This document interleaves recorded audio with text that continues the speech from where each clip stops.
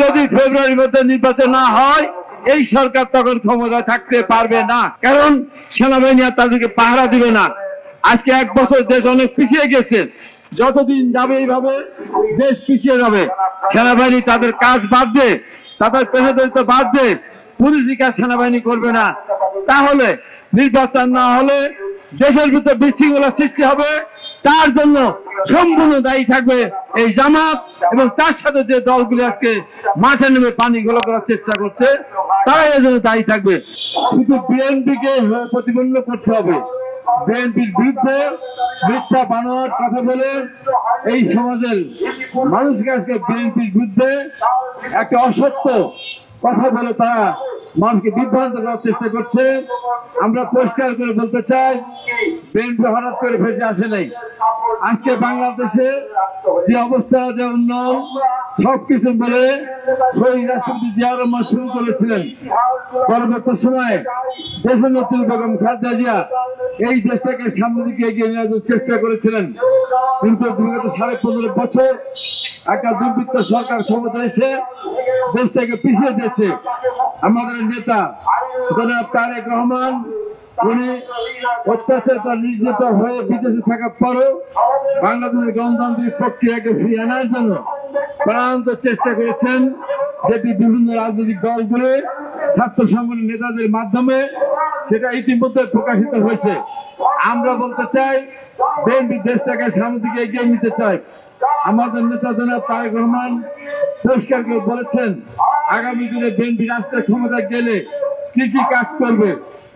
স্বাস্থ্য ব্যবস্থা, স্বাস্থ্যনীতি, কৃষিনীতি, শিল্পনীতি এবং ছাত্ররা লেখাপড়া শেষ করার পর যদি চাকরি না পাবে তাদের বেকার ভাতা দেওয়ার ব্যবস্থা এবং বাংলা ইংরেজি ভাষার পাশাপাশি তারা অন্য কোনো ভাষা যদি শিখতে চান সে অপশন রাখার ব্যবস্থা করেছেন, যেন বিদেশে গিয়ে যে দেশে যাবে সেই দেশের ভাষার জন্য তারা আগে থেকে রপ্ত করে গেলে সেখানে স্বাচ্ছন্দ্যে তাদের কাজ তারা করতে পারবে।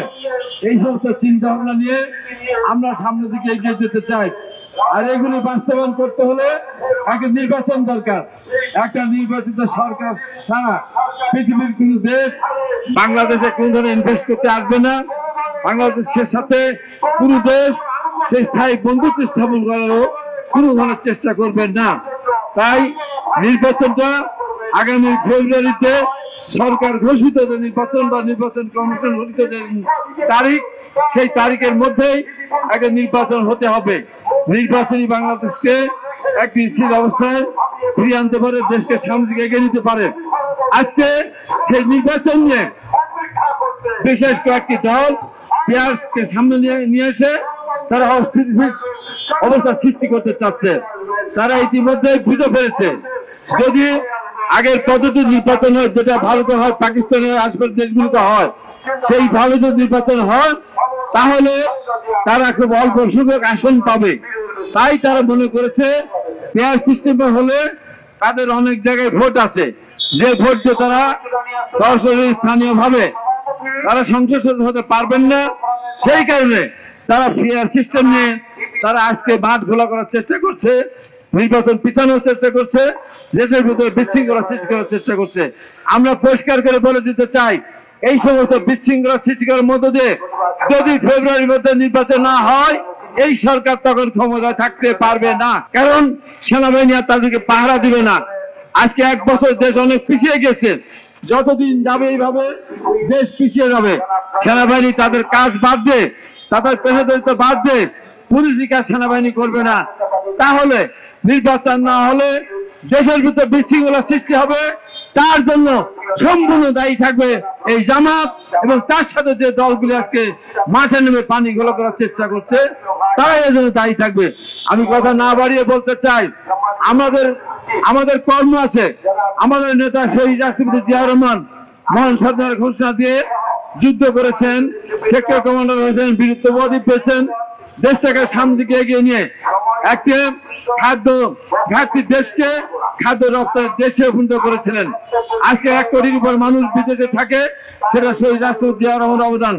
আজকে গার্মেন্টস ছিল 2 কোটি 2.5 কোটি মানুষ, 50 লক্ষ মেয়েরা সহ আজকে যে বিভিন্ন ভাবে তারা কর্মসংস্থান জড়িত, সেটা শহীদ রাষ্ট্রপতি জিয়া রহমানের অবদান।